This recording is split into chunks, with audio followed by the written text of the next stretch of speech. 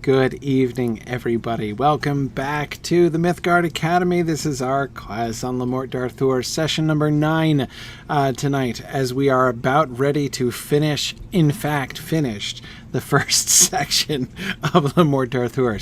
And start one of the most challenging, actually, parts of the Morte d'Arthur, I think. But welcome. Hi, sorry. So I apologize. I'm a little bit late today. Sorry about that.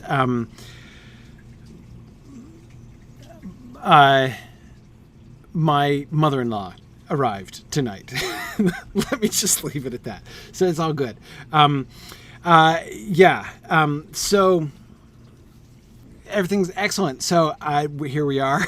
And let's start class. So a quick... just two quick announcements, things to remind you of that are coming up, and that is first our next regional moot, which is Middle Moot in Kansas City. So for those of you vaguely in the middle of the country, Kansas City is the spot this year for our Middle Moot, and it's going to be great. It's going to be October 6th. That's the Saturday of Columbus Day weekend.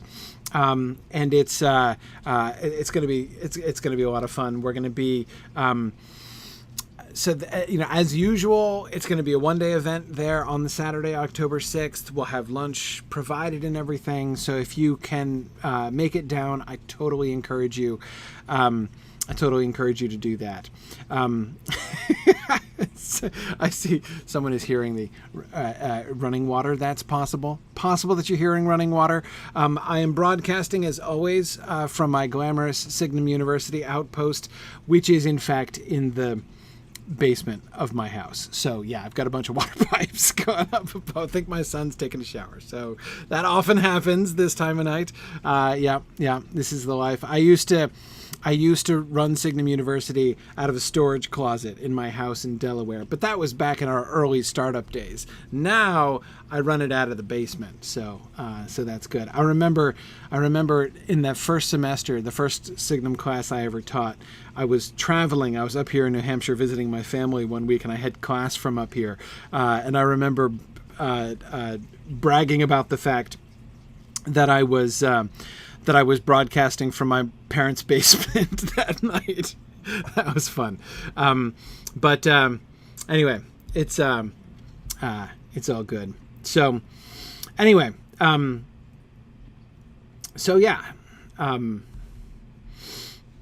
cool. Okay, so yeah, fully accredited basement. Getting there. Yeah, though of course, Boomful, this led to a lot of jokes, needless to say. We're talking about the site visit, right? Like, you're welcome to come to my luxurious basement apartment to visit our campus. But of course, it's not really the thing. It's all good. All right. Other thing. So that's one thing. Kansas City, Middle Moot, coming up. Gonna be awesome. October 6th. So definitely, as we're moving on through September, we're starting to run out of time for registration for that. So I definitely want to encourage you to get involved there. The second thing, fundraising campaign is about to start. Not about to start. That's perhaps a little too much. We're about a week and a half away. Next Saturday, of course, we always start on Hobbit Day. On Bilbo's birthday, is going to be the first day of our official 6th annual, I believe, this year, fall fundraising campaign, which, as always, is going to be a lot of fun. We're going to have some special events. We're going to do some special activities and giveaways and things during our regular class sessions. I'm going to do my Lotro Marathon. We're going to do the end of campaign webathon, as always. So lots of fun stuff every year. Look forward to the fundraising campaign, and as always, enormously appreciate your support and encouragement during that time, you guys. And again, I've just been, during the whole process up here in the state of New Hampshire this past summer, I've been doing so much bragging about you guys, and how if we are not the first simply crowdfunded university ever, I don't know who is. I kind of think we have to be the first no endowment, totally crowdfunded university. It's kind of awesome, actually. So anyway, the support you guys have given in years past has been just awesome, and really looking forward to your support again. So that will be, again, starting in about a week and a half, and I'll give you some more details about that next week. Okay, let us get back to Malory. We're going to finish up. Well, I say finish up. We're going to start the final section, the Sir Gawain, Sir Eugène, and Sir Marhaus section. And I'm going to skip most of the end bits. Sir Gawain and Sir Marhaus don't do too much that's super exciting. I mean, like they enter tournaments and win, they like right some wrongs and fight some other knights and stuff. I'm going to focus there primarily on the framework of that adventure. The three woman guides element of that adventure in particular. And then we're going to focus most on Sir Gawain behaving badly. And then it will be on to Rome after that. Everybody's favorite section of the Morte Arthur. All right, so let's get going. So the three of them head out, and you may remember how this came to be, right? Sir Eugène was kicked out, right? He was booted from Camelot in the post-Morgan Le Fay controversy moment, right? When Arthur comes home from his betrayal by Morgan Le Fay, and you'll recall that he exonerates King Uriens, her husband, for the good reason that he knows that she was planning to kill him too, right? So he's obviously not in it. He's not allied with his wife in betraying Arthur. So he sort of doesn't punish King Uriens for that. But Sir Gawain, he's less sure about, right? Her son, he's less sure about. So he just sort of has him take a leave of absence. He doesn't exile him exactly, but he has him take a leave, right, from Camelot. And Gawain is upset because he's his cousin, right? He's his cousin Germain, which means he's his first cousin. So he says, I'm going to go out with him. And then they meet up with Sir Marhaus. Sir Marhaus fights Gawain and beats him significantly, because there's a relatively short list of other knights who have managed to beat Sir Gawain. And you may remember also there's that business about Gawain's strength, how through the course of the day his strength gets greater and greater and greater, and Sir Marhaus just kind of waits him out, right, until his strength then begins to wane again, and then Sir Marhaus beats him. And that seems to be not, I don't think, I'm fairly certain that is not merely a testimony to to Gawain's strength, right? Like that when his strength waxes greater and greater, this doesn't just mean like he's so studly that as the fight goes on, instead of getting weaker, he gets stronger. There's something magical going on there. Like his strength is magically enhanced in certain hours of the day. And that's going to become more explicit. The way he talked about it in this early section, it was a little bit unclear as to whether or not it was natural, again, or whether it was just sort of a compliment to his strength. It will be made more explicit later on that this is an actual enchantment that is laid upon Gawain, that at certain hours of the day, in the middle of the day, he gets stronger and stronger, and then until he's strongest at noon, and then his strength wanes again after noon. Anyway, so I just wanted to kind of mention that that's sort of a thing with Gawain, though it's not going to be a big plot point until later in the story, when it will be explained again. But I just wanted to mention that. So I want to pick up the story of Gawain, Eugène, and Marhaus when they are all three of them together. So they've made up, right? They've had their fight. They have decided to travel together and to go on adventures. And so this is, of course, where their adventures begin. And so they rode and come into a deep valley full of stones, and thereby they saw a fair stream of water. Above and thereby was the head of the stream, a fire fountain, and 3 damsels sitting thereby. And thon they rode to them, and either saluted other, And the eldest had a garland of gold about her head, and she was 60 winter of age, and her hair was wheat under the garland. The second damosel was of 30 winter age, with a circlet of gold about her head. The third damosel was but 15 year of age, and a garland of fleurs about her head.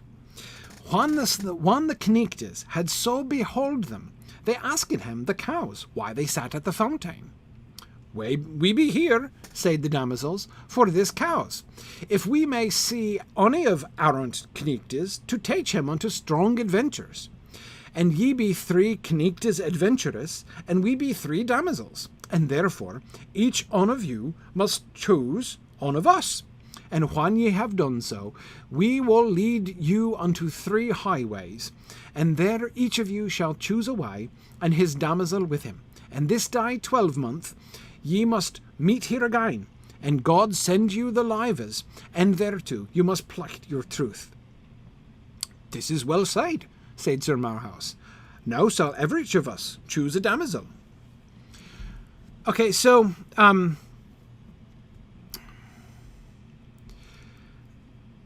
yeah, Mike is saying is it sort of like the maiden, the matron, and the crone archetype? Sort of. I mean, it's like that, right? Certainly in the ages, right?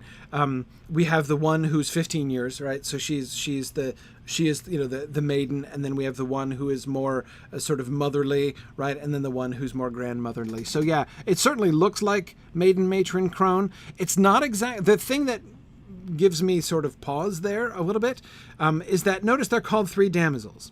That is, they're all virgins. So the matron one, she's not a matron. She's not a mother, right?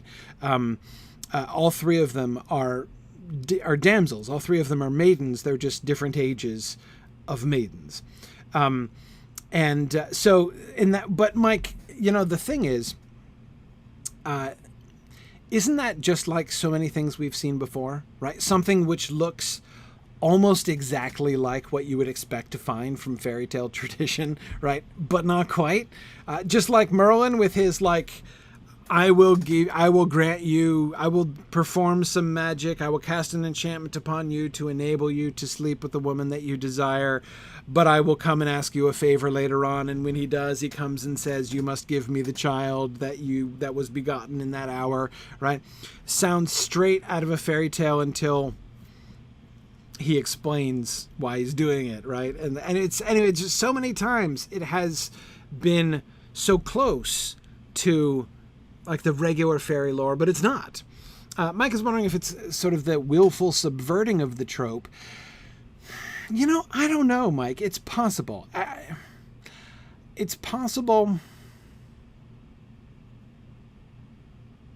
I don't know. I can't really decide. I can't decide whether or not. I think that the trend is persistent enough.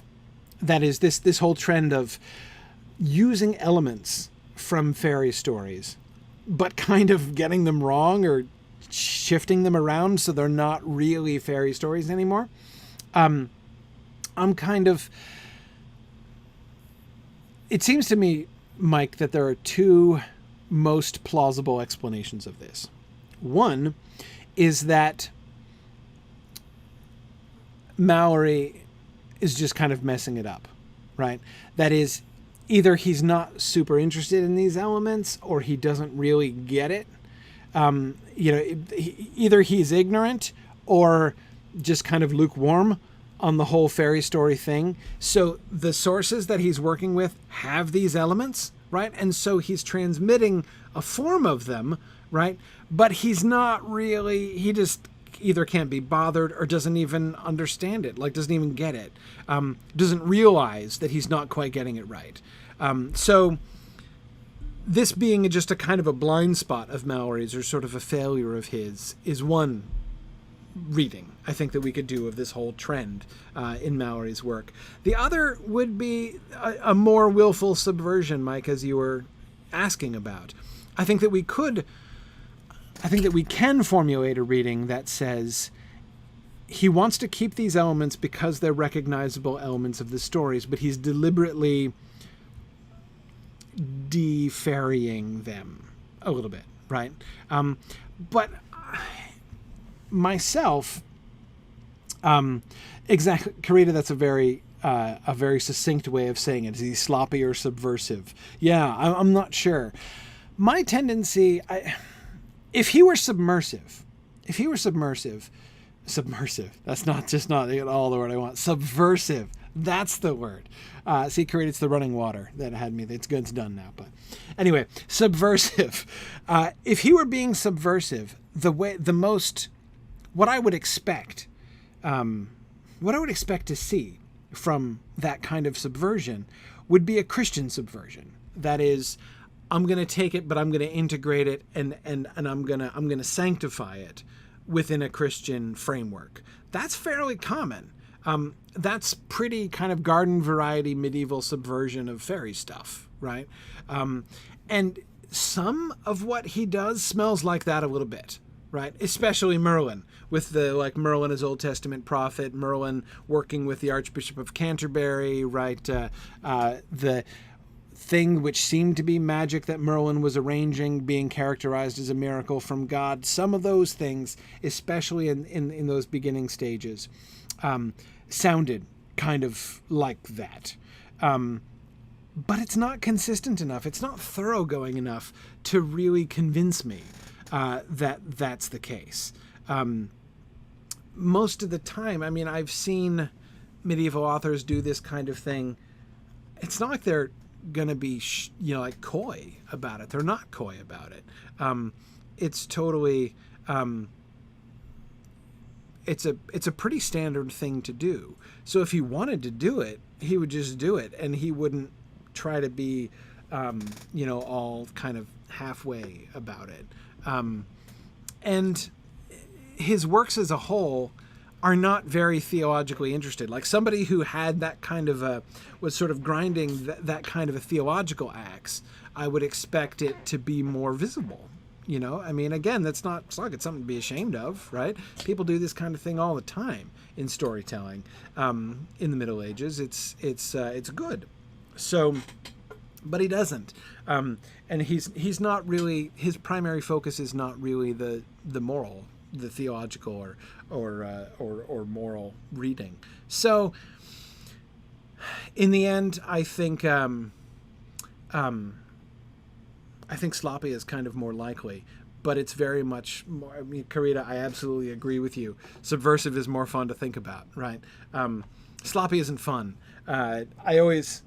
Whenever I feel like the evidence is leading me to conclude that the author's not doing something like really interesting, but rather it's just kind of messed up a little bit, I'm always disappointed in that reading. I always dislike that reading, but sometimes that's kind of what the data suggests. And it is to me too. I'm not sure he has an ear for it. I'm really not.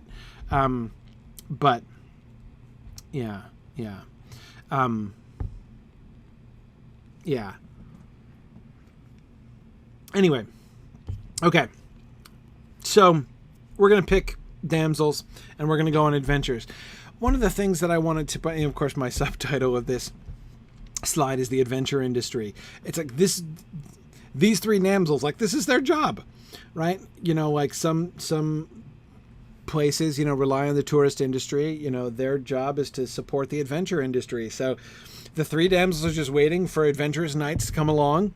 And when they do, their job, given to them by we don't know whom or for what reason, is to guide them to strong adventures. So that's what they're there for, and that's what they're going to go on and do. Now, you'll remember that Sir Gawain chooses first, and he chooses the eldest damsel. For a very humble reason, right? He says that he's the youngest of the three of the knights, and so that it would be best for him to have the wisdom and guidance of the eldest of the damsels, right? So he asks for the 60-year-old. Sir Marhaus, without much explanation, says, I'll take the 30-year-old, right after Gawain shoots. And Gawain's like, you've left me the young hot one. That's okay with me, right? He's pretty cheerful about this. And that's not exactly his word, but it's the equivalent word. She's young and fair, and he's very pleased to be left to be left with her. And so the three of them lead them off on adventures. Now, Gawain's damsel is the one who is most interesting. Neither of the other two are very strong actors in the dramas that come afterwards. Oops, wrong way. Okay. Gawain's damsel is interesting because he loses her, right? I mean, she runs off on him. So, okay. So if you remember the context of this, the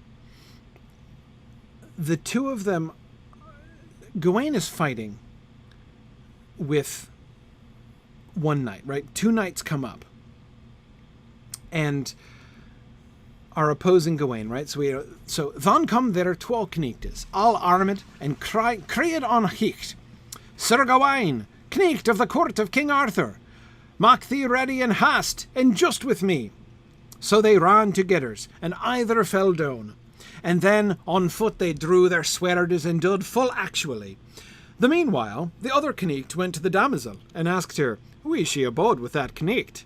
And said, if ye will abide with me, I will be your faithful knight. And with you will he be, said the damsel, for he may not find in my heart to be with him.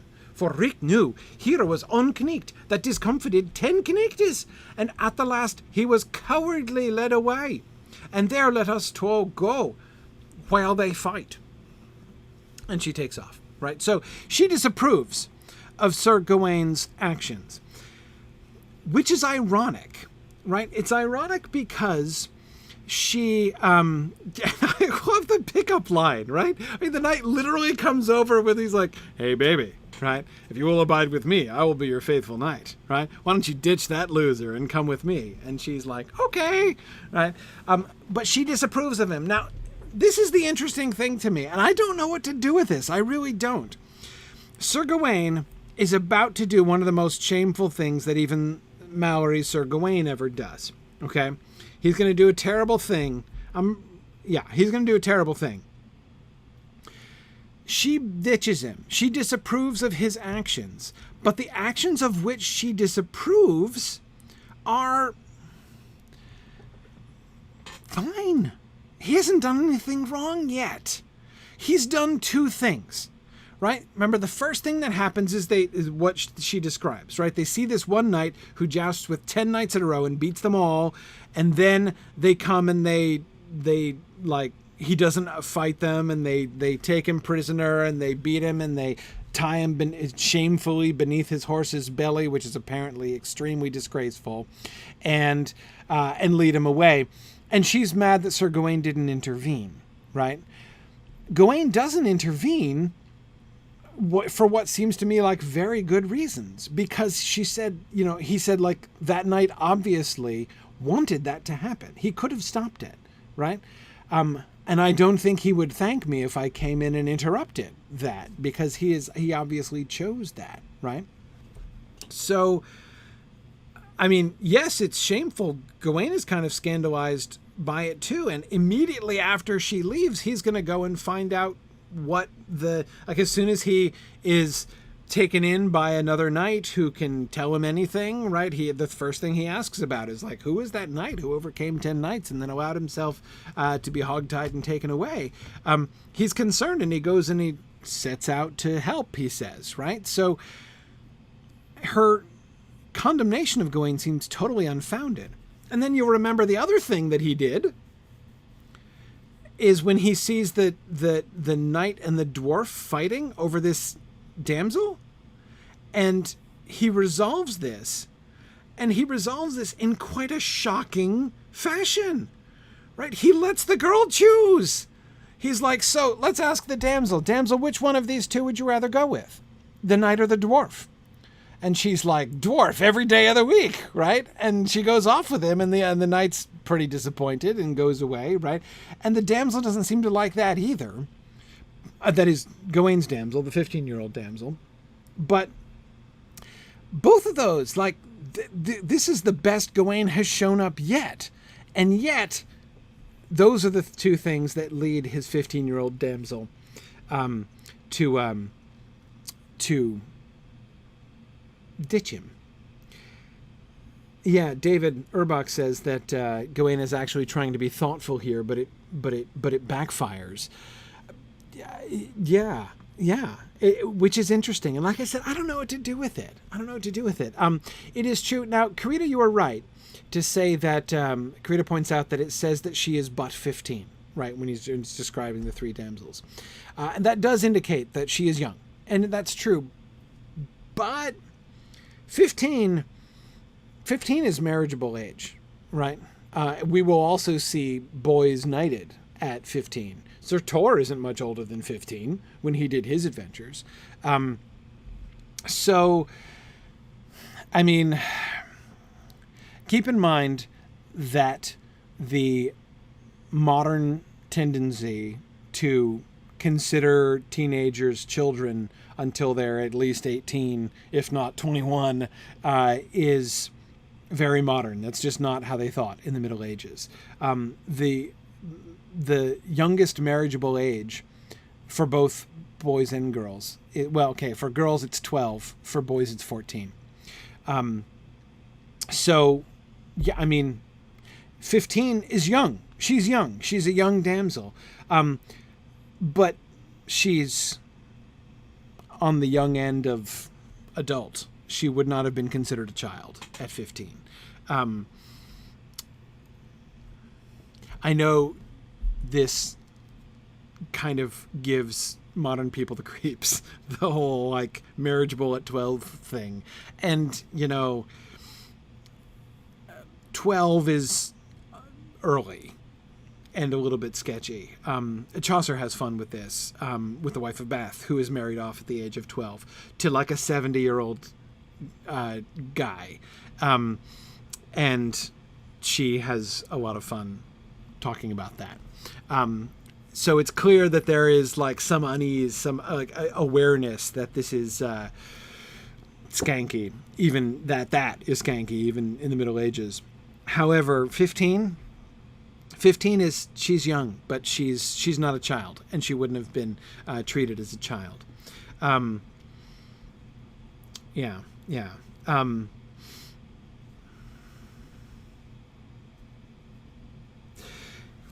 Yeah, I wonder. Dolores Stroke is wondering if this is trying to set up some distance between a proper view of chivalry and the adolescent girl or sort of naive view of chivalry. It is possible. It is possible that she, because if you think about it, right, the two things that Gawain does right, that she gets wrong, right?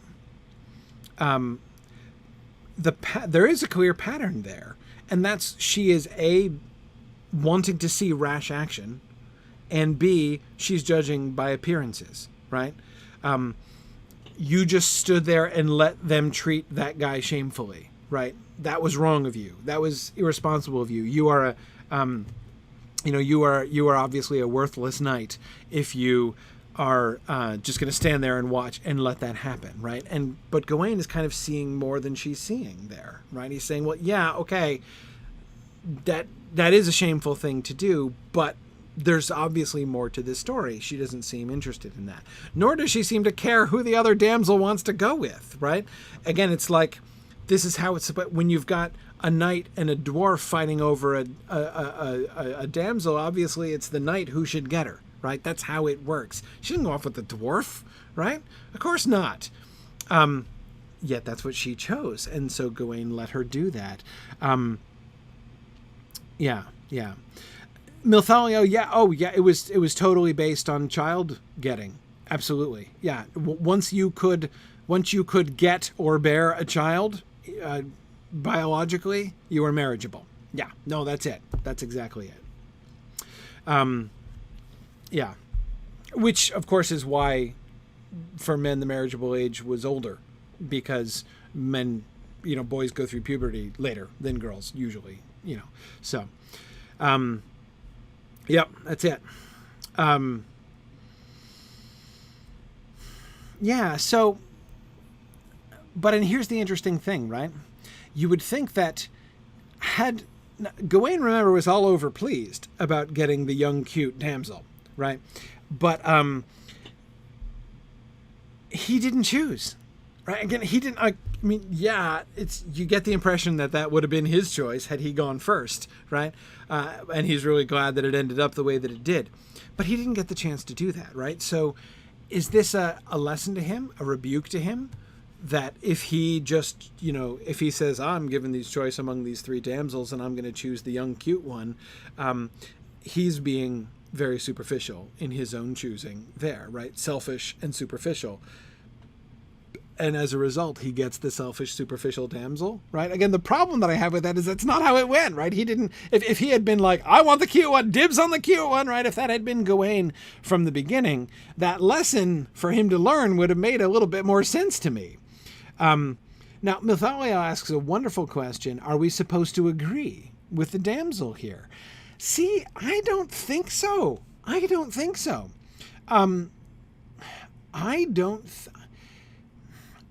think that Gawain is in the right in both of these cases, and that she is missing the point. Now, he's going to screw it up, right? Gawain is not going to cover himself with glory in the rest of his quest here. So she's wrong about his actions that he has taken or the things that he hasn't done, right? The things he has omitted to do so far in the early stages here. She's wrong about him. He's done right and her assessment is incorrect. And yet he's going to be wrong, right? So she's wrong about what he's already done, but she's not wrong about him, right? At the end of the day, was ditching Gawain and going off with this other dude probably the right move? Yeah, probably was, actually, right? Because Gawain can't really be trusted. And yet her reasoning is not right. So Mythgard, where does that put us then, right? I mean, I can't...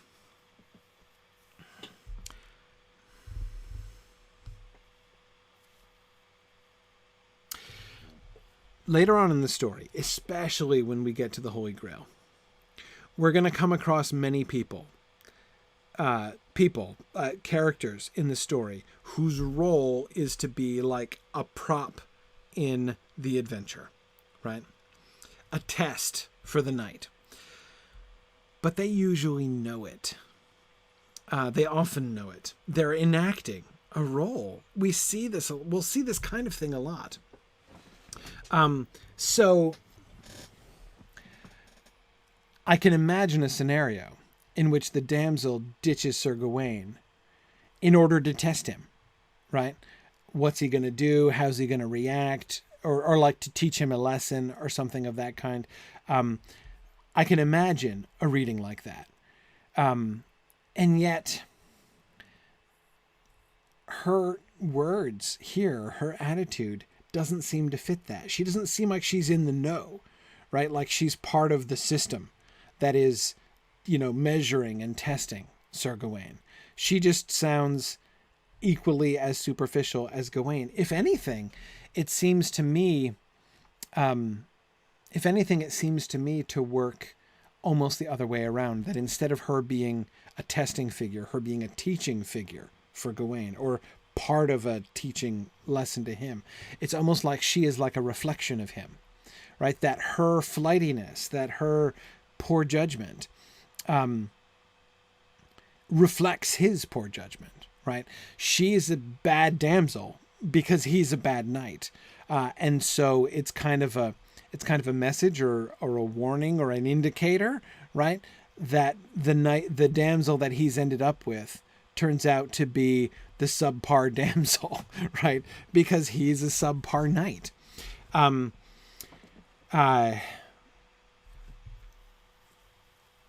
So I think it's more about the choices, the damsels that they've ended. So the damsels being, and this seems a little bit unattractive to the damsels as characters, but them being kind of reflections of or extensions of the knights themselves, right? Because remember, there's that irony about the humility of Sir Gawain, right?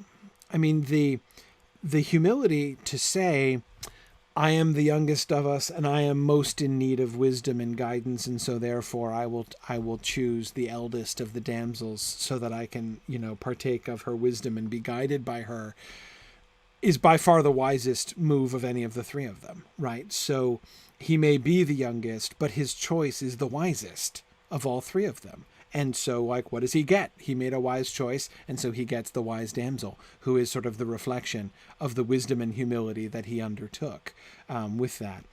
And then Gawain, his reaction is superficial, and he gets the airhead damsel as a reflection of his own. Mythology says maybe that's why they're by the water, because they're reflections in the fountain. I like that. That's kind of fun, actually. That they go to the fountain, and at the fountain they are connected with this sort of inverse reflection of themselves, right? Their own characters, their own choices, sort of embodied in damsels before them, right? I like that. That's good. That works for me. Yeah, cool. So in that way, it's different. It's very different from the other paradigm that I was describing, like the Holy Grail paradigm, where the people are acting in order to teach them or to test them for a certain thing or to teach them a certain thing, to measure them to an objective standard or instruct them in an objective standard or rebuke them for a thing that they're doing wrong. Instead, it just sort of brings to the surface through the character and actions of the damsels who they actually are, maybe? Yeah, that works for me. Okay.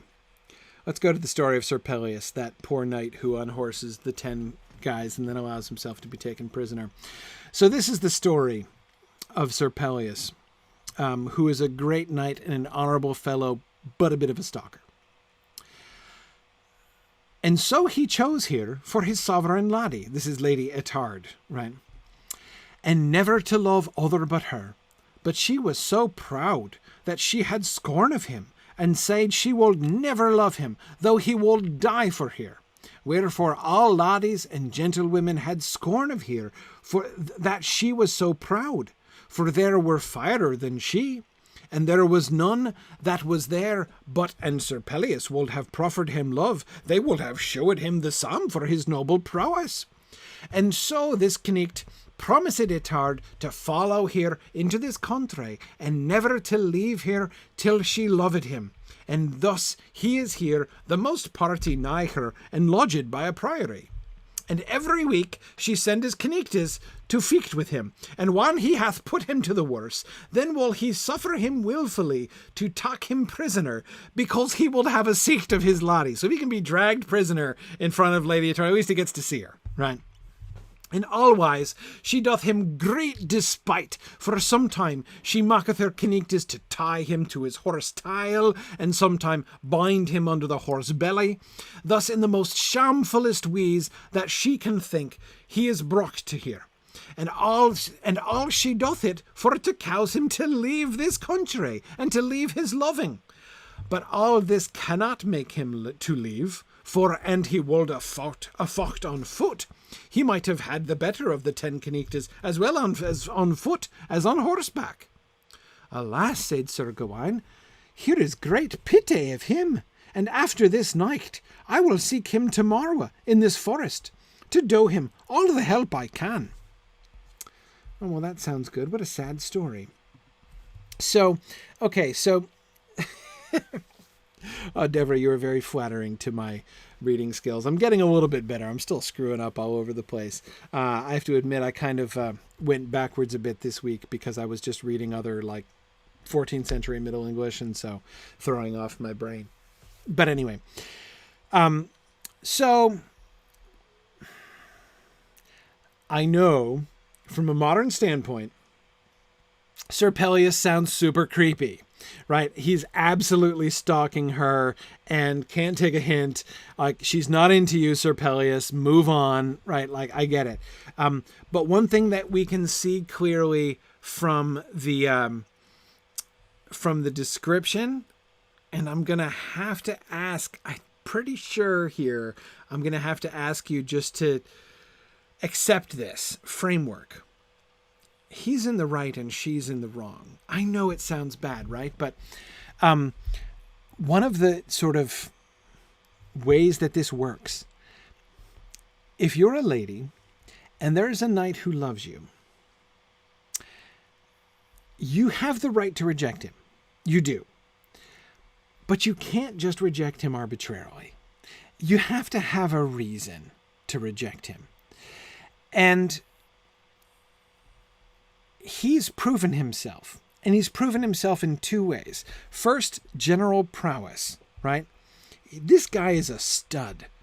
And as the host, as Gawain's host tells him here, there were other fairer ladies. Everybody thought she was lucky that he chose her, right? She was, and, it's kind of a, like, I don't know. It's sort of the way it works. If you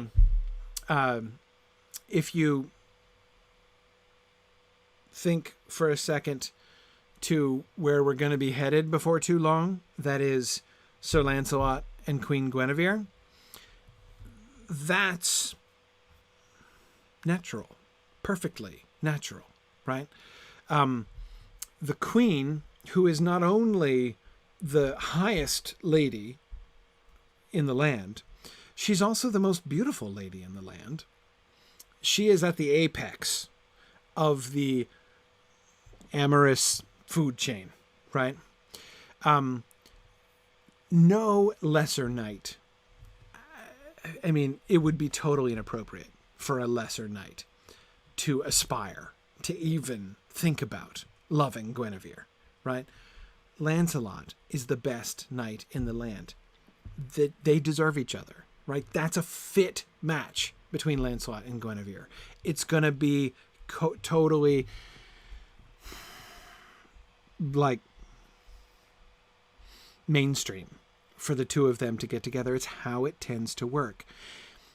If a knight wants your love, again, you can say you just don't like him, but you might take criticism for that unless you have a reason. Has he failed in one of two ways? Either has he failed to prove himself, right? You can say like, dude, you've not done enough accomplishments. You've not accomplished enough accomplishments, right? Go out, win some tournaments, prove you're a great fighter, right?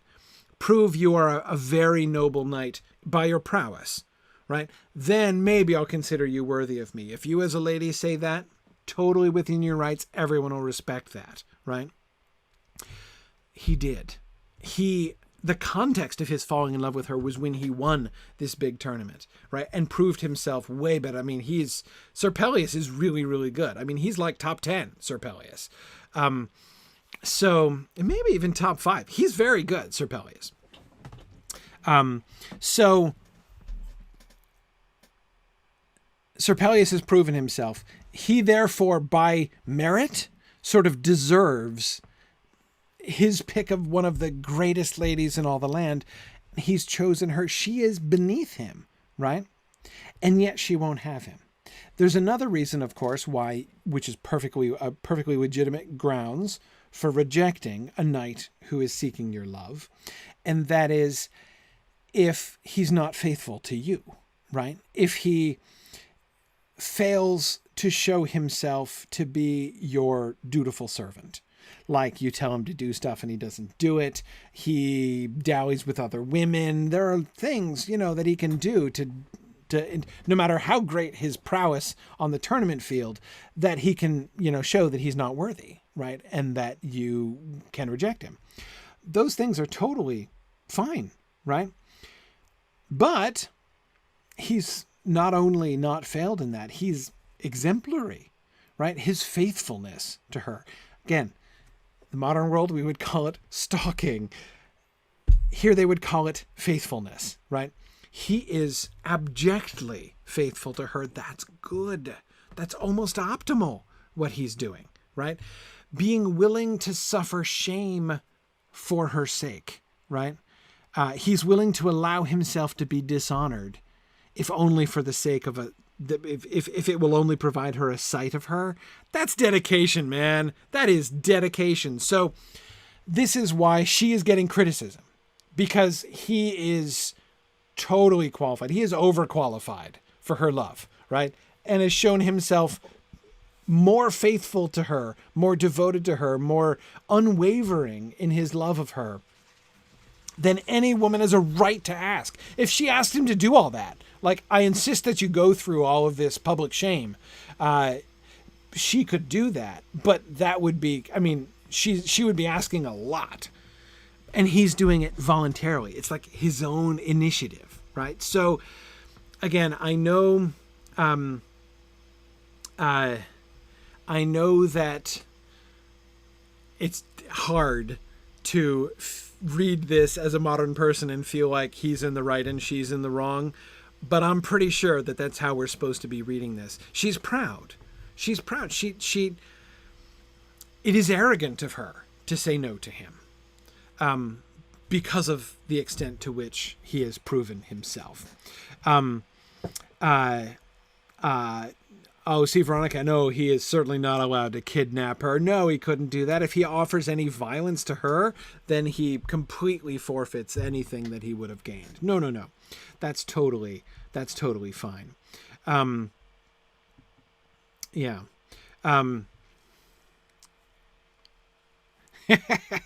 David Urbach says, so to the medievals, Belle should have accepted Gaston.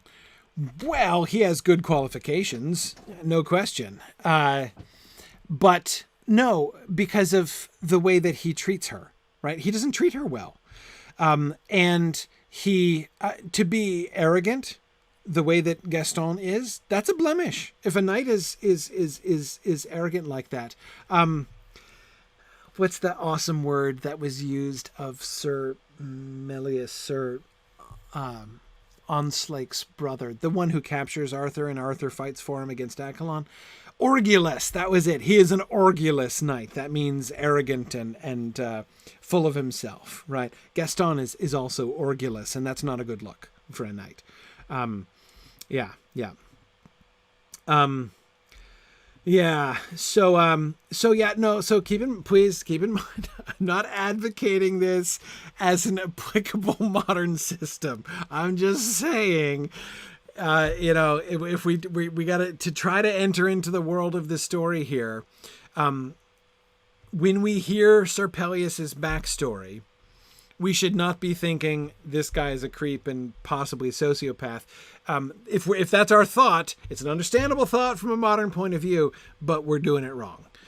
Sir Pelles is not only a top 10 knight, he is a top 10 lover as well, because there's a ranking there too. Who's the greatest lover, right? Sir Pelles. This is doing it right. This is above and beyond the call of duty. Let's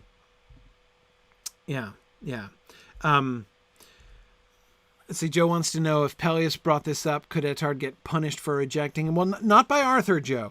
Arthur does not have authority over matters of love. Guinevere could come down on her. Totally. Guinevere would have authority in this matter. Guinevere could form one of her inquests of ladies, right? And they could condemn her for this activity. Absolutely. Ben wants to know, so would medievals have considered the song Every Breath You Take actually romantic instead of creepy? Yeah, sure. Oh, absolutely. Yeah, no, troubadours would be into that. Absolutely. Yeah. Okay, so Pelles, strong character, right? Really admirable guy. Just roll with it. He is. Okay. So Gawain, of course, says, I'll help you out, right? And he explicitly promises to Sir Pelles that he will do his best to further Sir Pelles' cause with the Lady Etarde, right? She won't talk to him. She won't talk to Gawain. she won't talk to Gawain, but or she won't talk to Pelles, but she might talk to Gawain. So Gawain's like, I will intercede for you, right? This is the second time we've had this happen. The second time we have had a knight undertake an amorous commission, right? It happened with Sir Balin disastrously, right? When everybody ended up dead and he's standing there like, I tried to do the right thing and everybody's dead now.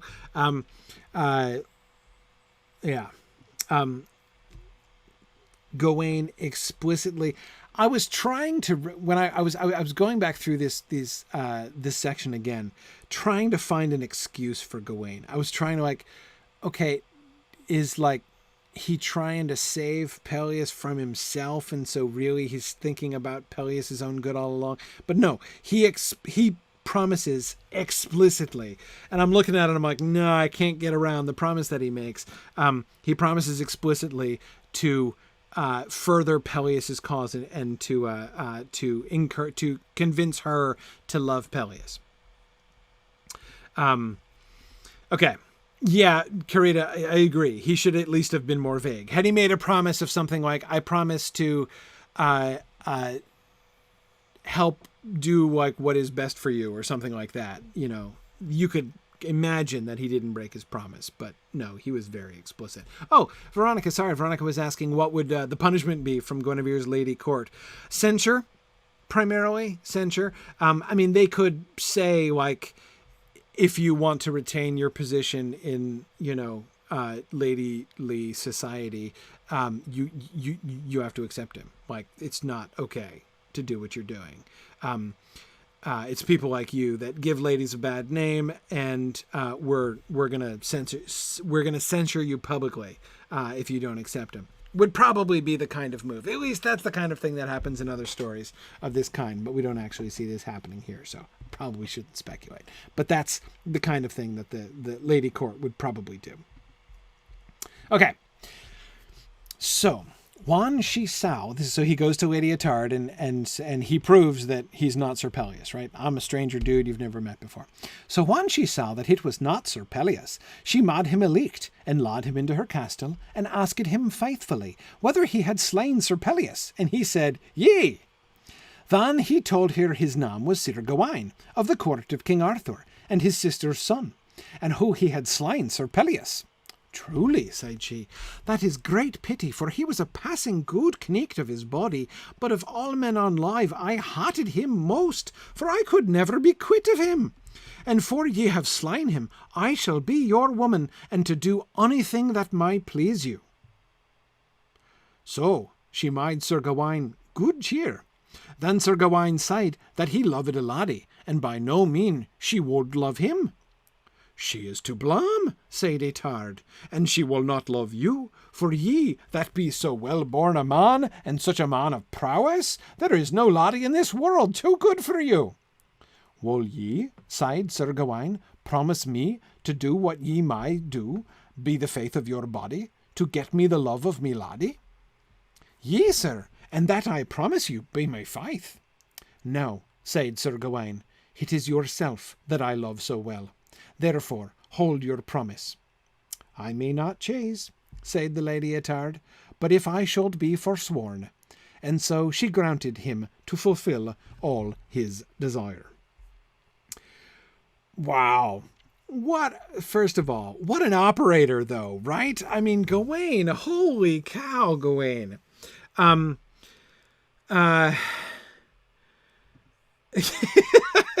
Carita says, good cheers. Is that what the kids are calling it these days? Yeah, I don't think things get to... I do think that when she's making him good cheer, I think there's some heavy flirting going. I don't think we're going beyond heavy flirting yet when she's making him good cheer. But I think there's some heavy flirting going on right here. But this is awful. This is terrible. So, I mean... Assuming I'm reading that right, and that she's flirting with him heavily before he makes his move, and because I think she is, that whole like, for ye have slain him, I shall be your woman, and to do anything that may please you, and so she made Sir Gawain good cheer.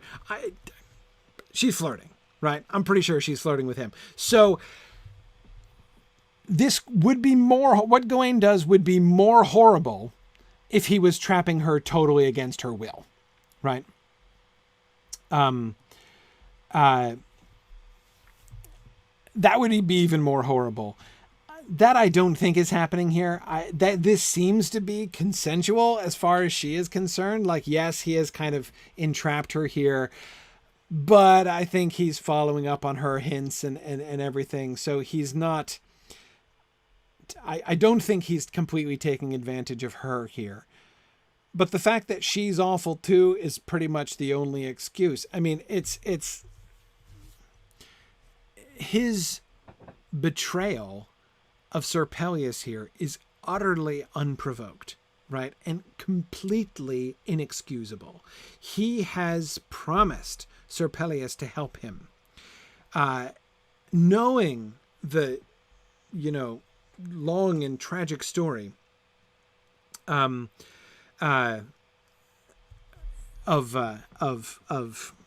Sir Pelles and the Lady Ettard, and he just moves in, takes it as an excuse, takes this opportunity, so uses Sir Pelles's pain as a lever to get in and have his own way with her damsel. It's really horrible. I mean, it's just awful. Yeah, and Karina, I don't even know why he does it. I mean, you're right. Karina's reminding us that we were told that Lady Ettard, it's not like she is the most devastatingly gorgeous woman in England, right? So it's not like he's gone in with full intention to help Sir Pelles, and then he's like, but I'm completely enchanted, and before I knew one thing led to another, and oh my goodness, I couldn't help myself. That doesn't seem to be the situation, right? I don't know why he does it. I don't know what his motivation is. It's one of the things that's so horrible about this when he decapitated that lady in his previous quest, in his first quest, right? In the act of refusing to grant that knight mercy, that was at least explicable, right? I mean, the decapitating of the lady was an accident. He didn't mean to do that, but he was trying to decapitate the knight who was begging for mercy, which was bad and inexcusable, and yet understandable, at least, right? He was mad, right? You killed my dogs. Okay, fine. Gawain's a dog person. I get that. That's, bad move still, wrong thing to do. And yet again, I can imagine what leads him to that place, right? I can't follow. Other than just betrayal for the sake of betrayal. Is he just a bad person? That kind of seems, it kind of seems for him to be being a seducer of damsels is also not good. I mean, it's not good. Yeah, Milthalio, I agree. When we think back to the choices that he made at the beginning, right? Respecting the lady, that other damsel, to choose between the two guys fighting over her, to give her some agency and determine the outcome. That was a good thing, right? A wise thing, an insightful thing. For him to hold off and say, wait a second, maybe that guy wouldn't thank me if I rescued him from these guys whom he has obviously deliberately allowed to capture him. That also was wise and respectful, Milthalio, as you say. And now just to, Doerstruck, I absolutely agree. I think Doerstruck, this is exactly why I am so appalled. But every time I read this, it's a new shock, right? Because it sounds all the way up until then. It sounds like, I love the way he says it. So Doerstruck says, when Ettard is saying, anyone who would deny you would be a fool. You are the best. I expected Gawain to go all Nathan the prophet and be like, thou art the man, right? The reference being when David kills Bathsheba's husband, right? And then Nathan the prophet comes and he tells him a parable of somebody who does a sort of a similarly bad thing, kind of an agricultural parallel. And Nathan says, "What would you do to this horrible person who did this terrible thing?" And David is like, "Oh, he should be hideously punished." And then Nathan's like, "Thou art the man," right? So yeah, exactly. It sounds like he is setting her up, right? When she says she is to blame and she will not love you for that ye that be so well born a man and such a man of prowess, there is no laddie in this world too good for you, right? I was like, there's his opening, right? To be like, and lady, let me talk to you about Sir Pelles, whom, okay, truth to tell, I actually didn't kill. But like, shame on, you are to blame, lady. And I mean, like, right? It's there. He set it up. And then instead, he's like, so baby, why don't you ditch him and come with me instead? I mean, it's, yeah. And Karita, I agree. Like, there are so many other ways in which the story would still be dishonorable, but would make sense, right? Karita is suggesting if he were like, okay, you want this guy to like, leave you alone, right? So here's a good move. Why don't you sleep with me? And then he'll hate you and he'll go away. Problem solved, right? I can help you with your problem, right? And see, Karita, I was kind of thinking that too. I wanted to think, I always want to rationalize Gawain's action here and say like, okay, no, this is he's probably going to go back to Sir Pelles and be like, look, brother, okay, she's not into you. Okay. You're only doing yourself some harm here. So I'm doing you a favor, right? I'm taking this off the table, right? So now, look, she's my girl and you might hate me for this. You probably, but it's for but trust me, man, it's for the best for you long-term, right? Like you could rationalize that. It makes sense. It'd still be horrible for him to do. He would still be massively dishonorable in how he treated Sir Pelles. But again, at least it has a motive that I can grasp. It's just Karita, exactly. He just proves himself to be the absolute worst wingman ever. And that's it. It's just, he can't be trusted. Yeah. Well, so yeah, there's just no defense. Gawain gets worse after he started off badly and is getting worse and worse. But that's not the end of the story, right? Because then the damsel of the lake comes along. Now, this is Nimue. This is the one who wasn't into Merlin, right? So this is the lady of the lake who knows a little something about persistent gentlemen, right? But she didn't want Merlin. Now, by the way, Merlin, different situation with Sir Pelles, right? Sir Pelles is a knight of blood and prowess who has proven himself. And Merlin is sketchy, right? Merlin is an old wizard, son of the devil dude, right? She is within her rights as a lady to say, no, I'm not into the old magician devil dude, son of a devil dude. But anyway, so that lady of the lake, that damsel of the lake comes along and hears about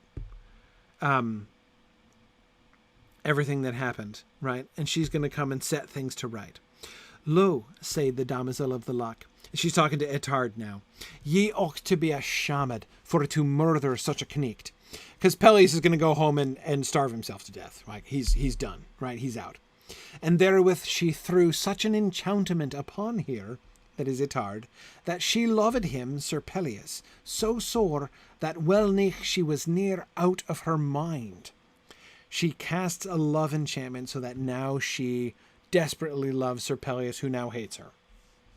Ah, Lord Jesus, said this laddie Etard, how is it befallen unto me that I love know that I have hated most of any man on live? That is the righteous judgment of God, said the damosel. And then anon Sir Pelles awaked, and looked upon Etard, and when he saw her, he knew her, and then he hated her more than any woman on live, and said, away, traitorous, and come never in my sight. And when she heard him say so, she wept, and made great sorrow out of mind. Sir Pelles, said the damosel of the luck, tak your horse, and come forthwith out of this country, and ye shall love a laddie that will love you. I will well, said Sir Pelles, for this laddie atard hath done me great despite and shame. And there he told her the beginning and ending, and how he had never purposed to have risen again till he had been dead. And now such grace God hath sent me that I hate her as much as I have loved her. Thank me, therefore, said the laddie of the luck. Because, of course, she is the one who is the laddie who will love him, that he will love too. And the two of them go on and live happily ever after. Nimue marries Sir Pelles, and they are together until the end, right? So Sir Pelles' story is a happy ending, right? And in the end, of course, like the horrible thing Gawain did does kind of turn out for the best, but it's, again, you can't compliment Gawain for that, right? It's Nimue that makes everything turn out right. That's funny. Nancy was just saying, this is very Midsummer Night's Dream, and Deborah at the same time said, when does Robin Goodfellow show up? Exactly. Yeah, no, it is. It is very Midsummer Night's. Well, sort of. But notice the difference, right? The difference between this and Midsummer Night's Dream is that Midsummer Night's Dream is mischief, right? Like, let's just make them fall in love with the other one, like, for fun, right? And then chaos will ensue, and that will be amusing. But this is, what is the phrase? The righteous judgment of God, right? And it has that element, right? When she afflicts the Lady Attard with love for Sir Pelles, it is a punishment, right? She is being punished for her wicked behavior towards him, right? Her shameful behavior towards him. And now she is going to go nearly out of her mind for love of Sir Pelles, but it's no more than she deserves, because this is just returning back on her what she did, right?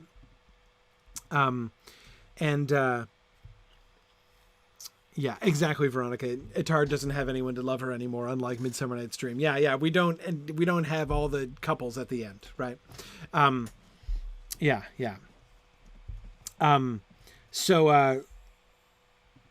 Yeah, well, Karina, no, she didn't. Okay, no, she didn't betray him exactly. That was wrong. Well, okay, no, yeah, all right. No, betrayal is the wrong word. But she treated him shamefully. She treated him shamefully, and wrongfully, refused to reciprocate his love. And so as a result, she is the victim. She becomes now the victim of unreciprocatable love, right? Yeah. Okay. So that works out, and then Pelles, it's going to work out for him. He's one of the greatest knights and one of the greatest lovers, and so he gets a very high lady after all, much, much higher than the Lady Attard, right? And who is going to take care of him. You'll notice one of the last passages in this section is how she makes good and sure that he never fights against, he's never in a tournament against Sir Lancelot or Sir Tristram, because he's like top 5, but he's still below. He's not number 1, right? So she protects him. She makes sure that he never goes up against somebody that he can't beat, which is most people he can beat, but she protects him from Lancelot and Tristram. Okay. Yeah. Okay. Thus ends Gawain's adventures, and as I said, we'll come back to. So remember, Sir Marhaus. He will have an interesting kind of destiny. He is, of course, going to become a major figure. He's the son of the King of Ireland, another son of the King of Ireland, not the one who died in Sir Balin's quest. But he's going to come in and play an important role later on in the Sir Tristram story. So we'll meet him again. And Sir Owain, of course, is going to be a minor character throughout. Yeah, Stephen says, so it's not just Tolkien's men who marry up. No, that's a thing. That's a thing.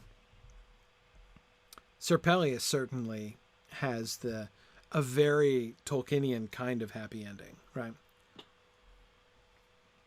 Not exactly how it happens with Beren, but still. All right. So let's start our new section. So we end the first section. We come to the business about the Emperor Lucius. So first of all, remember that historically speaking, like chronologically speaking, we're 4th century, right? This stuff sounds like it's happening within the last 50 years. It sounds like a 14th or 15th century story. It's not. It's a 4th century story. So the Romans are still around, right? The Roman Empire is still around.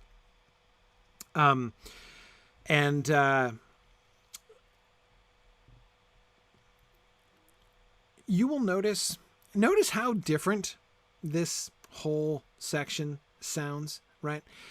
If you had a harder time reading this section, don't worry. You're not going crazy. It's not you. This section is legitimately harder, and the language is different than the rest of it. One of the clear reasons for that, we know the source for this text very clearly, and he has a different source for this part than he had for his other parts. And the source for this part is the Middle English poem, which is called the alliterative Morte Arthur. This is a very important source because, of course, it is also the primary source and model for J.R.R. Tolkien's Fall of Arthur. That Middle English poem was one of the most sort of prominent and famous of the Middle English King Arthur poems of the 14th century. Merely having a different source doesn't exactly justify what's going on in this text, right? There are people who speculate that this section, the section about the Emperor Lucius, was the first section written by Malory. That seems to me possible. But anyway, we'll get into it a little bit more here. Let's read the first part and tell me what you notice.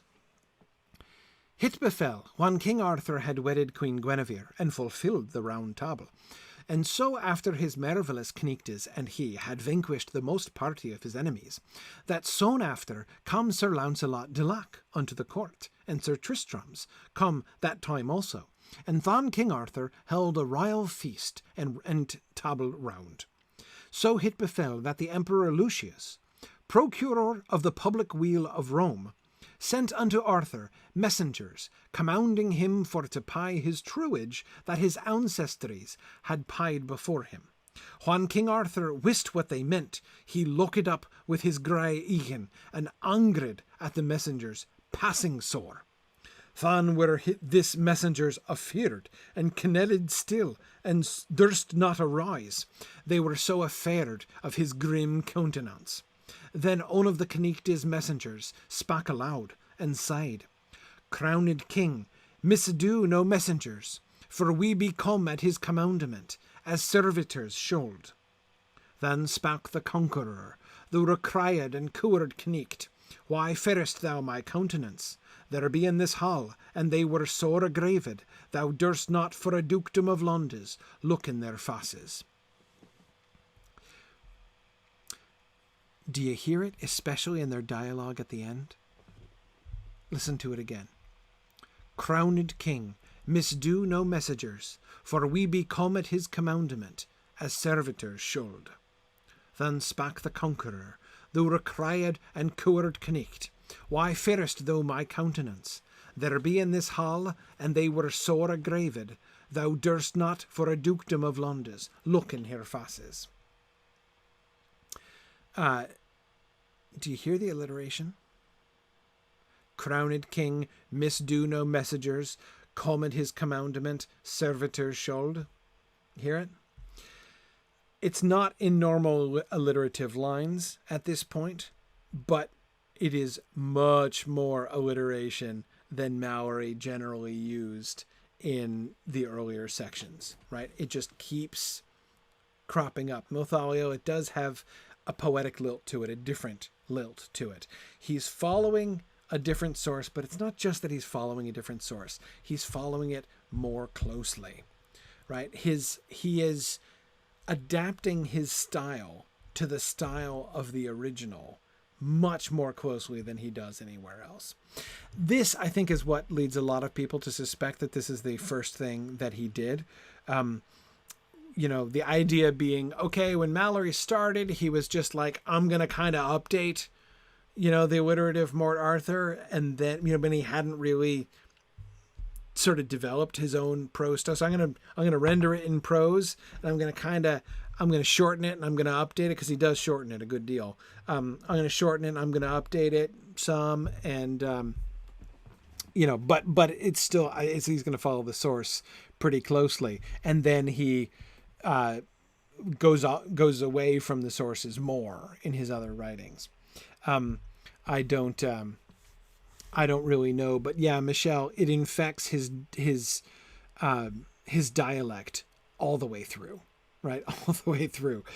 His spelling, his word choice, because he's following the original text much more closely. Though, can you guess which bit is not in his source? That first paragraph, right? He writes that first paragraph to contextualize it.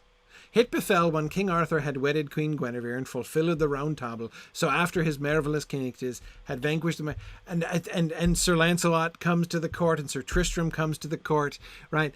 That's all Malory. That's not in the source. Then so it befell that the Emperor Lucius, procureur of the public weal, now we're doing the poem. Right now he's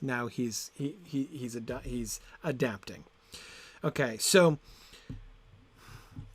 there are a couple ways to sort of stepping back now from the linguistic elements of this and him dealing with his source and thinking about the story as it stands. Right.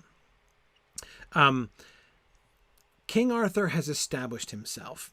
We have first we've seen Malory developing that story from the beginning, right? From young Arthur pulling the sword out of the stone, needing to, fighting with the 11 kings, needing to establish his kingdom. The Round Table has been established. We've gotten some more adventures, right, to show what the Round Table is like. We have his betrayal by Morgan Le Fay, and we've ended the career of Merlin being trapped beneath the stone. So we are entering into sort of the long golden age now, right? The build up and establishment of the basic frame of the story has happened. So from here on out, it's going to be primarily adventures that happen during that golden age until we come to the quest of the Sangreal, which is the sort of climax of this golden era, right? And then, of course, we will come to see its fall and conclusion at the end. So this is the moment where we get, where we sort of settle in, right? Arthur's court has been established as the frame, but there's one thing yet, right? There is still a measuring stick out there that hasn't been used, right? In order to fully establish Arthur's court as the standard, right, for this whole age, there's Rome. We have to deal with Rome, right? The intervention of the Romans, this war with the Romans, is not just in the alliterative Morte Arthur. There are other sources, other early Arthurian stories that have this episode in it as well, of the Romans sending their messengers up to England to demand tribute of Arthur, and Arthur refusing to pay the tribute and instead challenging him to battle, and him taking his Knights of the Round Table and all of his subject kings and going down and invading the continent, and eventually conquering Lucius. Spoiler, Arthur's going to win, defeating the Emperor Lucius and being crowned Emperor of Rome, and then going back and forgetting that ever happened, right? He's not going to have much interaction with the rest of Europe, which he theoretically is ruling as emperor, right? Anyway, this is, it makes sense, right? But it's also, at the same time, there's a way in which you'll remember my title for the whole class here tonight was, adventures, personal and political, right? There's a sense in which this is also like a political adventure, right? It's like this situation is for the realm, for Arthur as king and for England as a realm, what any of the adventures that arise is for the individual knights, right? Having had this challenge delivered to them, well, they can't not do it, right? They need to prove themselves in this adventure that has come along to them. It's less about like, we must acquire power, because again, they don't do anything with the power. It's less about, we must defeat our rivals or we must protect our borders. There's none of that, right? It's just this situation arises, an insult has been given, and so you would not be a true knight if you did not rise to that challenge and confront the enemy who is confronting you. Now, David, you are right. We can see already you working on his this different source here. Arthur is very different. Arthur comes, the whole attitude, you can smell the new text, right? This Arthur is a different Arthur. First of all, since when has he been called the Conqueror, right? Right away, the Conqueror, right? That's Arthur. So, okay. But I agree, much more fearsome and majestic, David. I think you're absolutely right. The ambassadors cowering before the angry, fierce face of Arthur, right? That's not how we've seen Arthur before. Yeah, grim countenance. That is new. Dolorous stroke. Absolutely. So here's the message. They didn't even get to deliver the message yet. Now here's their message. Sir, said one of the senators, so Christ may help. I was so afeard when I looked in thy face that mine heart would not serve for to say my message. But sithen it is my will for to say mine errand, thee greet as well, Lucius, the Emperor of Rome, and commands thee upon pine that will fall to send him the truage of this realm that thy father Uther Pendragon paid. Other else he will bereave thee all thy realms that thou wieldest, and thou as rebel, not canoeing him as thy sovereign, withholdest and retainest, contrary to the statutes and decrees made by the noble and worthy Julius Caesar, conqueror of this realm. So, Arthur, you're a criminal withholding the tribute, and you must send me the tribute and I love the ominous, vague threat, right? Upon pain that will fall, right? Upon pain of that which will come after if you refuse to do this, right? I love that. So, but of course he spends half of his time explaining how he really didn't want to say this and he was afraid to say it, but he's just going to, please remember not to kill me because I'm only the messenger. I agree. There is no way this messenger is getting paid enough for the duty here that he's doing.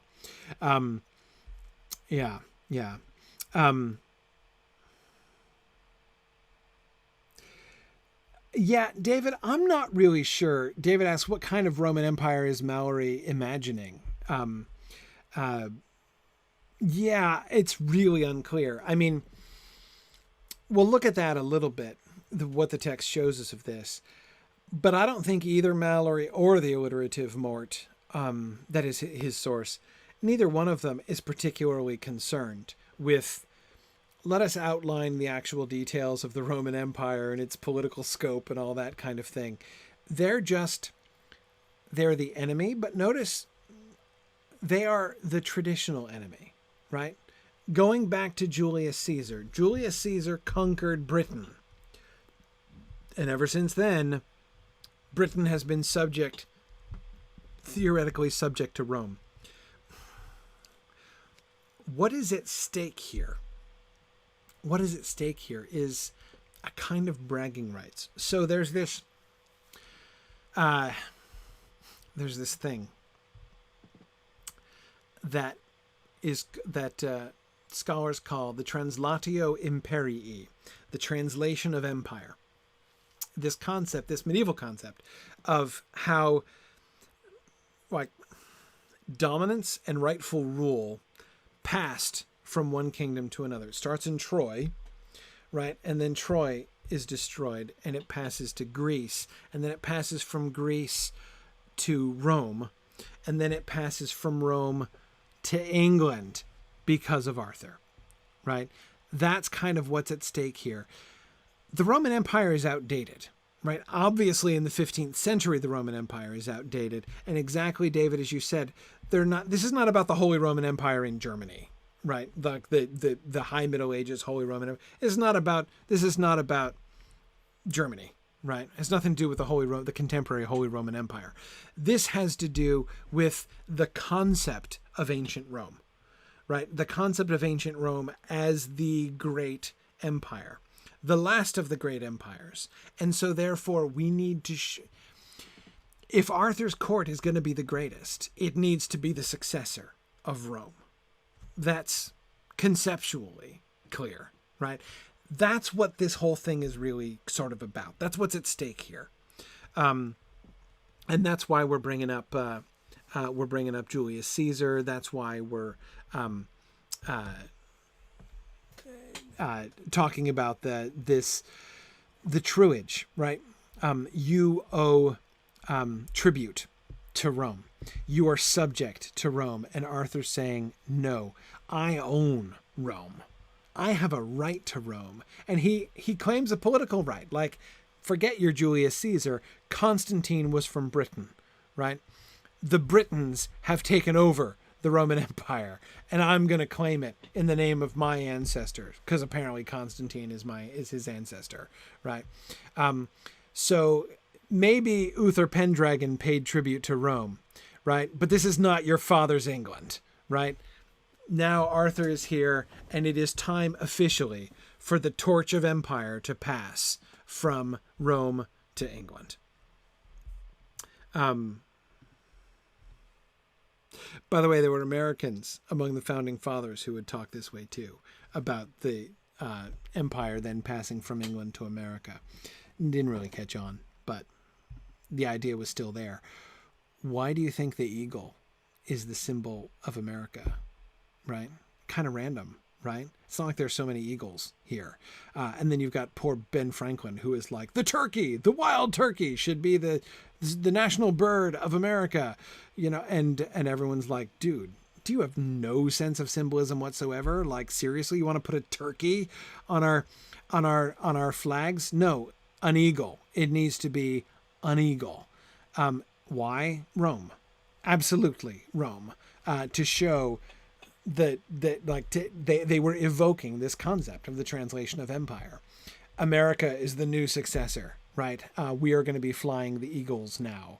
And so the great new America is the great new up and coming empire that's going to take over the torch from England. That is absolutely, yeah. All the Greco-Roman architecture in Washington, D.C., Catriona, absolutely. So yeah, that's that. This is the concept, right? Arthur's just being more overt about it, right? The founding fathers were comparatively subtle in how they did this. Arthur is just coming straight out.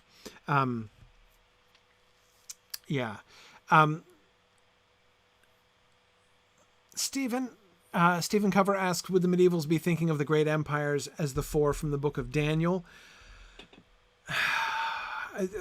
Stephen's referring to the statue of Nebuchadnezzar's dream in Daniel chapter 2, where he dreams of the big, huge statue. There's a head of gold and chest of silver and belly of brass and thighs of iron, legs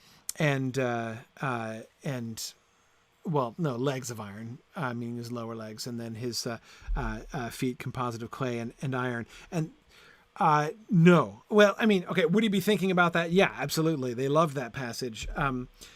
But the standard, by the way, the standard medieval exegesis of that dream, the belly of brass so you've got the Babylonians, the Medes and Persians, the Greeks, Alexander the Great is the brass, The Romans were the iron. That was absolutely standard interpretation of that. Were they thinking of that? Not necessarily, because again, although they love that passage, they go back to the Aeneid. The Aeneid is like one of the great foundational books, like almost with the Bible in a sense, of medieval culture. So the idea of empire starting at Troy, it starts at Troy, right? This is also why, by the way, this is a pro-English move as well, because remember, the English kings are ultimately start with Brutus the Trojan as well. So their ancestry is in Troy as well. So they go all the way back to the beginning, right, in this line of empire. So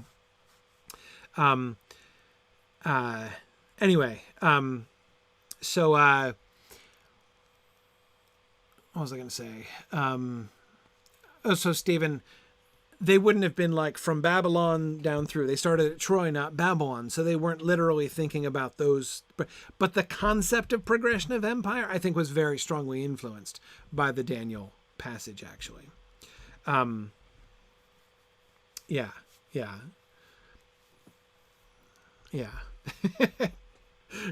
Dolores Stroke says you start with the matter of Jerusalem, then you have the matter of Rome, then the matter of Britain, and then the matter of Philadelphia.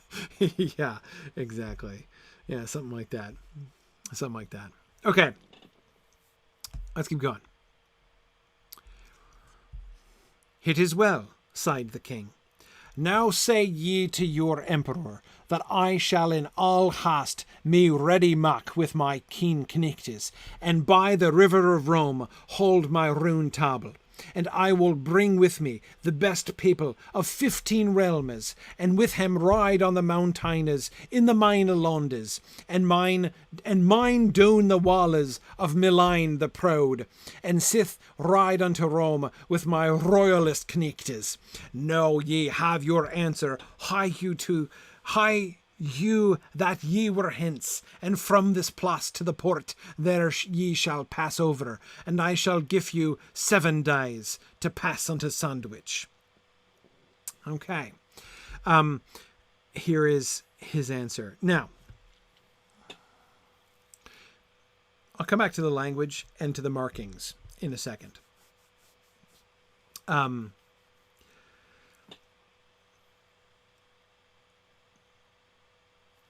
Arthur accepts the challenge, right? He is being bullied by a historical bully, right? He is being challenged by the legendary might of Rome. And he's going to rise to that. Note, Arthur is the underdog here, right? He is being forthright and courageous in challenging the emperor. He's going to come with his keen knichtes, and he's going to hold his round table by the river of Rome.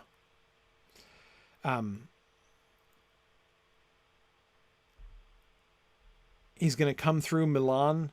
I don't know why Milan is the proud exactly, but he's going to come through Milan. He's going to ride onto Rome with his royalist knights. Now get out and tell the king, tell the emperor. The 7 days to pass into Sandwich, by the way, they're going to really have to hoof it. What he's saying to the messengers here is he's saying, I will give you safe conduct out of my realm. You have 7 days to make the seacoast. Should you take longer than 7 days to get from here to the seacoast, all bets are off, right? You'd best ride swiftly. So he gives them safe conduct, but he hustles them. He's being very stern with them, right? And they're scared, and they're like changing their horses at every town, and they are booking it to the coast because they can barely make it in time. He's deliberately making it hard for them. And when they get back to the Emperor Lucius, they pass along how panicked they were and how stern he was. Yeah. Stephen, I suspect that the round table, I don't think he's going to transport the furniture, but maybe he will. Maybe I'll actually bring the physical table with him. It's mostly about the people, of course. But I don't know. I wouldn't put it past him necessarily to transport the table. Catriona, yeah, he does tell them exactly what route to take.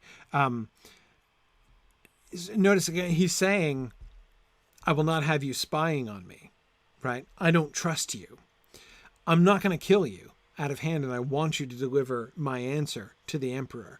But I don't trust you. I'm going to be watching you. Here's the route you have to take, and you have 7 days to do it. He's being very stern. Yeah. Okay. Let me talk a little bit about the language here. So these markings, the Vinaver edition has these, they're not, I used slashes and backslashes because it was easiest. It has the little diagonal, like accent marks, basically marking them. In the text, it's complicated. I have to admit, I'm not a huge fan of that from Vinaver. He makes it so you can see what he's doing, right?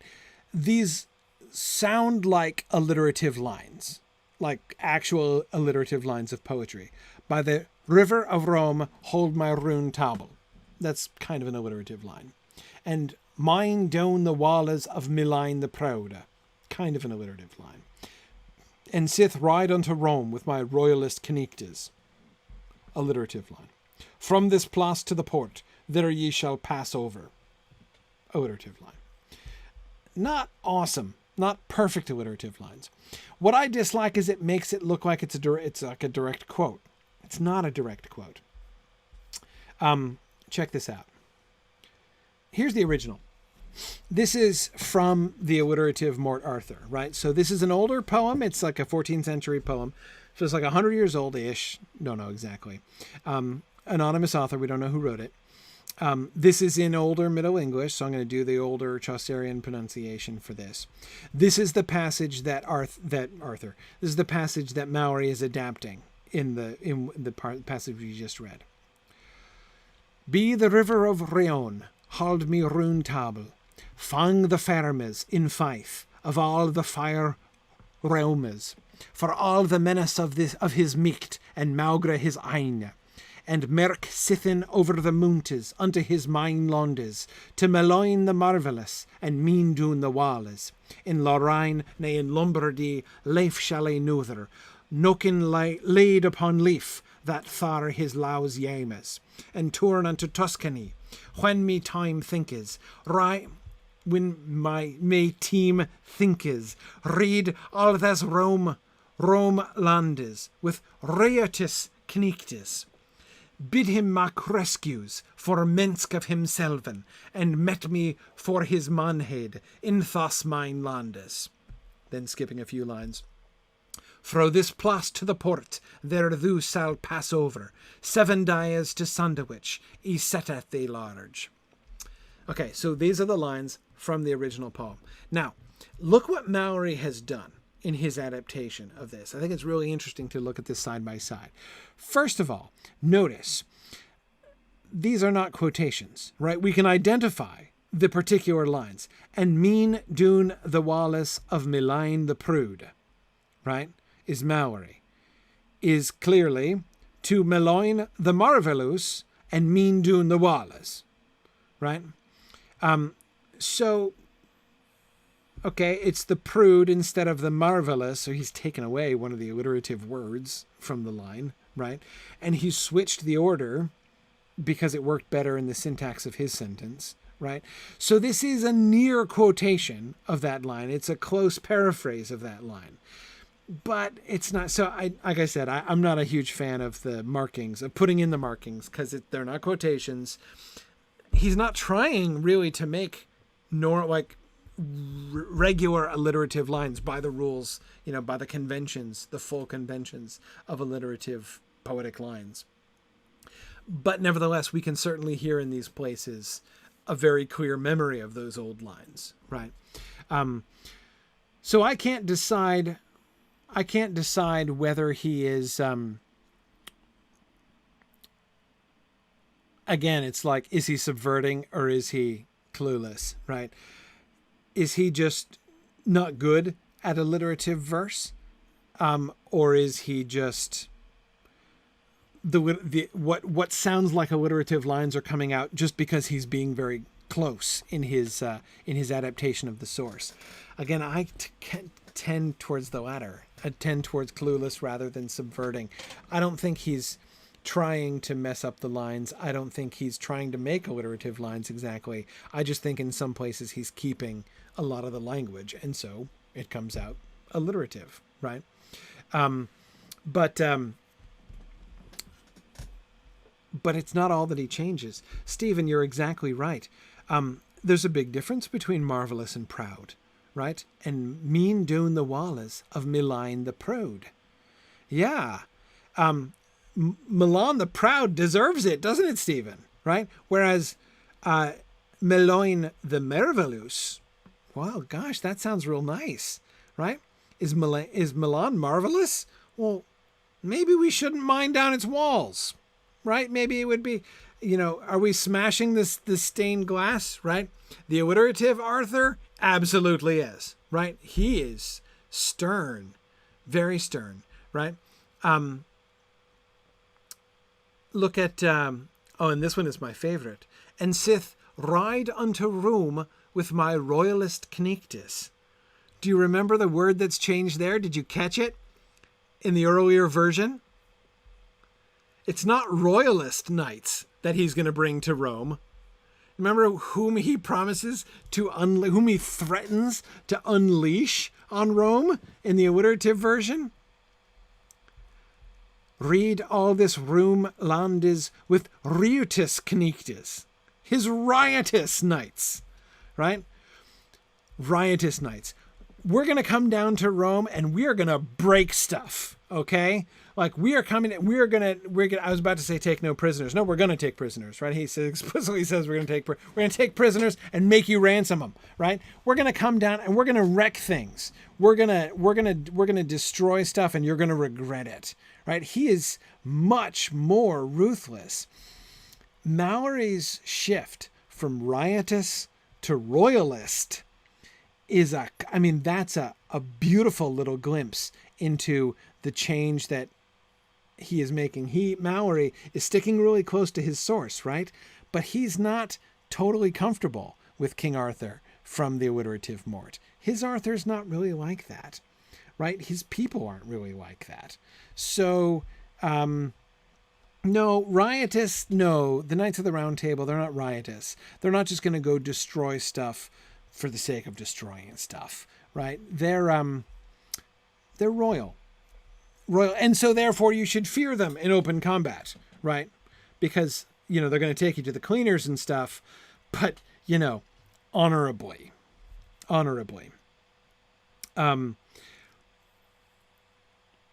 Notice how he's condensing this too, right? I mentioned earlier that he's condensing. By the river of Rome, hold my round table, he goes to. It's not the river of Rome. It's the Rhone River that he says, by the river of Rhone. So by the Rhone River, by Germany there, I'm going to hold my round table. That's going to be step one. First, I'm going to come down to the Rome, right? Then I'm going to fang the fermes. I'm going to loot the land. So a ferme is like a tract of land, right? Fang means to loot, to spoil, right? I'm going to come down to the Rhone. I'm going to hold my round table there. And when we get there, I'm going to loot the countryside in Fife. I love that juxtaposition, right? I promise I'm going to loot the land of all the fair realms. All the realms around there, I'm going to loot the heck out of him, right? For all the menace of his micht and malgre his eine. Why am I going to do it? To spit in the eye of the Emperor of Rome, right? Because for all the menace of his might, like, ooh, he's threatening his vicious might. Yeah, I'm going to spit in his eye, malgre his eine, right? In despite of his eyes and in the face of the menace of his might, I'm going to loot that whole land. And merk sithen over the mountains into his mine landes. So I'm going to march. I'm going to cross over the mountains. Then that's just a warm up. Then I'm going to cross over the mountains into his mainlands, right south of the Alps. To Meloin the marvelous, in Lorraine, nay in Lombardy, Leif shall I neither, no kin lied upon Leif, that far his law is lambs. I'm going to kill everybody. I'm going to kill everybody who stays loyal to him. Everybody who supports him, I'm going to kill them. This is what Arthur's threatening in the alliterative Morte. This is serious business, right? It doesn't mean he's going to massacre the entire populace. It does mean that he's going to execute all of the lords who hold their fealty to Rome, right? Anybody who takes the emperor's side, thar his law was yemes. Yemes means abide by or respect the laws of the emperor, right? All of those who stick to Lucius, I'm going to execute them all, right? And then I'm going to turn to Tuscany, right? When may time thinketh, right? When I feel like it, right? When I feel like the time is right, I'm going to turn my attention to Tuscany, and I'm going to ride all over those lands, right? Those wide lands, or maybe those Roman lands. Not quite sure what he means by Roma there. With riotous knights. My riotous knight's going to run up and down the land of Tuscany, right? And it's going to get ugly, right? And here's what we're going to do. Bid him make rescues for Minsk of himself. And so we're going to capture your nobles and we're going to make you ransom them, right? For Minsk of himself. Minsk means honor or worship, actually, in Malory's terms. Make rescues. In order to restore their honor, they're going to have to pay ransoms to us. Right.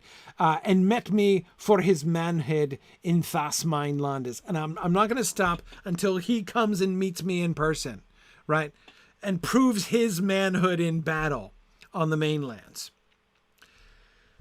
That's, like I said, the alliterative Morte Arthur is a serious dude. Right. He's, yeah. Now, Jordan, I don't think the mention of the path over the mountains. I mean, is that a Hannibal reference? I don't think so. I mean, he's certainly not going to bring any elephants. He's just sort of talking about what he's evoking is like marching his way through the Roman Empire, through the northern part of the empire, right? France and Germany, right? And then I'm gonna cross over the mountains, and then I'm gonna come down into your mainlands, into Italy itself, right? And I'm gonna roam up and down with my riotous knights, and we're gonna cause all manner of mischief, and we're gonna kill your vassals, and we're gonna take some of your lords captive and make you rescue them, and we're gonna do all this until you come out and fight me, right? So he is making it briefer, right? By going straight to the river of Rome to hold his round table instead of by the Rhone. He's just sort of cutting to the chase, right? I shall in all haste me ready mak with my keen knightes, and by the river of Rome hold my round table. We're just going straight to Rome. Arthur's going straight to Rome, right? Malory's Arthur going straight to Rome. He is going to make a brief stop at Milan, because they're proud, and they deserve it, apparently. But apart from that, he's coming straight to Rome. Lombardy, Tuscany, they all get a pass from Malory's Arthur, right? But he's going to come. So we still do get that sternness, but less of that sternness, right? Okay, I'm not going to compare and contrast with the alliterative Morte all the way through.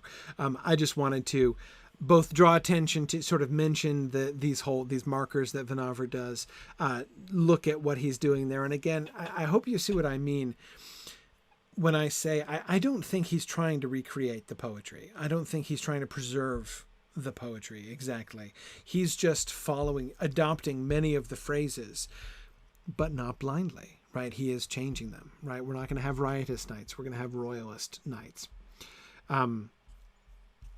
Yeah. Idolar Stroke says, I'm going to go straight to Rome unless I see 3 damsels by a fountain who offer adventures, then a quick break. Yeah, exactly, Doris. Or giants who need killing, right? That also might perhaps sidetrack things very, very slightly. Okay. Well, look at the time. Let's wait on this one. This is a long and a complicated one. This is when the emperor sends forth his messengers and summons up his people. And boy, there's a lot of people, right? So we'll start with this next time. We got pretty close to where I wanted to get to. So yeah, next time we'll begin looking at the full might of the Empire, and then we will go on to the confrontation. I think and believe we should be able to get through all the rest of them. I'm not going to... A lot of this section is battle description. We'll look at a few salient examples of the battle descriptions here, but I'm not going to spend too much time on the ebbing and flowing of the battles here. We'll get the gist of that. But I do want to, of course, look at the fight with the... we have an allegorical dream that gets interpreted. You probably guessed that I want to talk about that. We've got the battle with the giant, which I'm going to want to talk about. And then we do need to look at the emperor and how Rome is depicted, which is interesting, and begins here with the full might of the Empire section. So anyway, we'll do all that stuff next week. And then we should be in position for the week after that to get to the tale of Sir Lancelot on time, which has nothing to do with Swamp Castle, by the way. Okay, very good. Thanks for joining me, everybody. I will see you guys. I always pause. You always see me like looking up when I'm in the middle of saying I'll see you guys next week. That's my, wait a second, let me think for a moment as I'm speaking. Am I actually going to be here next week? Am I remembering correctly? Yes, I will be here next week. See you guys next week now. Bye. The Mythgard Academy has been offering in-depth discussions of awesome books and films since 2013, completely free to attend and free to download. If you've enjoyed our discussions and would like to help them continue, please consider donating at signumuniversity.org/fund.